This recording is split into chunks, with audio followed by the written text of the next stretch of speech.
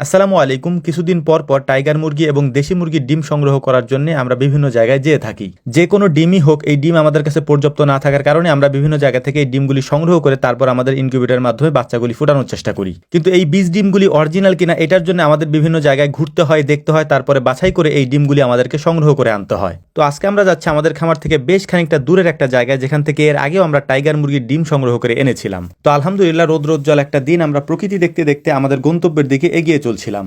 একটা কথা হয়তো আপনি বলতে পারেন যে ভাই, এরকম ডিম সংগ্রহ করার জন্য বিভিন্ন খামারে বা বাড়িতে বাড়িতে যাওয়ার কি দরকার, বললেই তো সেই ডিমগুলি আপনাদের খামারে পৌঁছে দেয়। হ্যাঁ ভাই, এটা আমরাও জানি। অনেকে আমাদেরকে বলেনও যে ভাই টাকা পাঠিয়ে দেন, আমরা ডিম আপনাদের খামার পর্যন্ত পৌঁছে দিই। অনেকে আবার এটাও বলেন যে ভাই টাকা পরে দিয়েন, আগে ডিম নিয়ে নেন, সমস্যা নাই। কিন্তু আমরা সেটা করি না। আমরা নিজেরা সশরীরে গিয়ে তারপর দেখে শুনে বাছাই করে তারপর ওই জিনিসটা আনার চেষ্টা করি। সেটা ডিম হোক বা মুরগি হোক বা যাই হোক না কেন, সেটা আমরা নিজেরা দেখে শুনে বাছাই করে তারপরে নিয়ে আসি। তো আলহামদুলিল্লাহ আমরা এই খামারে চলে এসেছি। তো ভাই আমাদেরকে স্প্রে করে দিচ্ছিলেন জীবাণুনাশক দিয়ে, কারণ এটা আমরা আগেও বলে রেখেছিলাম যে ভাই স্প্রে করে তারপর আমাদের খামারে ঢুকাইয়েন। কারণ বর্তমান সময়টা হাঁস মুরগির জন্য খুবই কঠিন একটা সময়। এই সময় সব থেকে বেশি রোগ বালাই ছড়াচ্ছে, যে কারণে যে কেউ খামারে ঢুকলে তাকে জীবাণুমুক্ত করে তারপরে ঢুকানো উচিত। তবে সব থেকে ভালো হয় এই সময়টাতে খামারে কাউকে ঢুকতে একেবারেই না দেওয়া। তো যাই হোক, আলহামদুলিল্লাহ ভাইকে আমি আগে থেকে ডিম সংগ্রহ করে রাখতে বলেছিলাম। তো উনি আগে থেকে ডিমগুলি সংগ্রহ করে রেখেছেন। তো উনি আমাকে ডিমগুলি বাইর করে এনে দিলেন এবং আমরা সুন্দর করে এইগুলিকে ক্যারেটের মধ্যে এবং আমাদের যে খালুই বলি আমরা, ওই খালুর মধ্যে করে সুন্দর করে সাজিয়ে তারপর এটাকে প্যাকেট করার চেষ্টা করতেছিলাম, যাতে করে খুব আরামে এইগুলিকে আমরা নিতে পারি,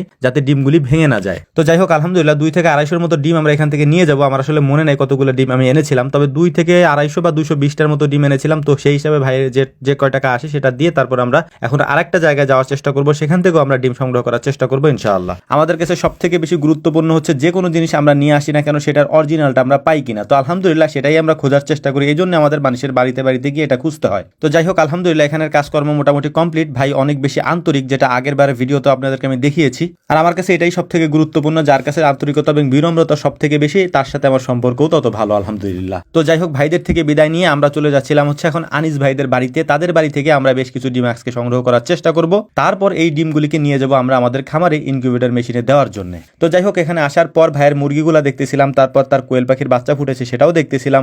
মাশাআল্লাহ তার মুরগিগুলাও অনেক সুন্দর এবং ডিমগুলার সাইজ মাশাআল্লাহ অনেক বড়, যেটা ভিডিওতেও আপনারা দেখতে পাচ্ছেন। এসব ডিমগুলি থেকে যে বাচ্চা ফুটে, সেই বাচ্চাগুলির সাইজও তুলনামূলকভাবে অন্যান্য বাচ্চার থেকে একটু বড় হয়। তো যাই হোক, আলহামদুলিল্লাহ এখানে ডিমগুলিকে সংগ্রহ করার পর আমরা তার আরেকটা খামারে, ভাইয়ের অনেকগুলো টাইগার মুরগি আছে, তো সেখানে গিয়েও মুরগিগুলাকে দেখার চেষ্টা করতেছিলাম। এগুলি দেখাশোনা করার পর আমরা এখন চলে যাব হচ্ছে আমাদের খামারের দিকে। যেহেতু রোজার দিন, খুব দ্রুত আমাদেরকে যেতে হবে, কারণ রমজান মাসে সারাদিন কাজ করলেও কাজ শেষ করা যায় না। এ কারণেই মূলত হচ্ছে যে আমাদের একটু দ্রুত করতে হয় যে কোনো কাজ। তো যাই হোক, আলহামদুলিল্লাহ সব কাজ কমপ্লিট করে আমরা চলে এসেছি আমাদের খামারে। এখানে এসে পড়লাম একটা আলাদা বিড়ম্বনা, সেটা হচ্ছে আমাদের ইনকিউবেটর মেশিনের ভিতরে আমাদের এই ডিমের খাঁচাগুলি ছিল না, যে কারণেই পরবর্তীতে যখন আমরা আবার বড় একটা মেশিন অর্ডার দিচ্ছি, সেটা আপনাদেরকে ভিডিওতে দেখানোর চেষ্টা করব। সেই মেশিনের মধ্যে ওই ডিমের খাঁচিগুলো আসবে, তখন এটা আমরা বসানোর চেষ্টা করব। তো আমাদের জন্য দোয়া করবেন। আসসালামু আলাইকুম।